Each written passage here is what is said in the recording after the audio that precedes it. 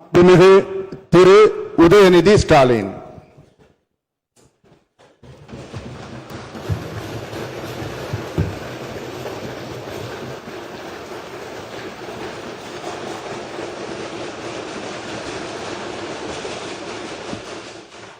சட்டமன்ற பேரவையின் உறுப்பினராக தேர்ந்தெடுக்கப்பெற்ற உதயநிதி ஸ்டாலின் எனும் நான் சட்ட முறைப்படி நிறுவப்பெற்றுள்ள இந்திய அரசமைப்பு சட்டத்தில் உண்மையான நம்பிக்கையும் பற்றுறுதியும் கொண்டிருப்பேன் என்றும் இந்திய நாட்டின் இறையாண்மையையும் ஒருமைப்பாட்டையும் நிலைநிறுத்துவேன் என்றும் நான் மேற்கொள்ள இருக்கும் கடமையை நேர்மையுடன் நிறைவேற்றுவேன் என்றும் உளமாற உறுதி கூறுகிறேன்.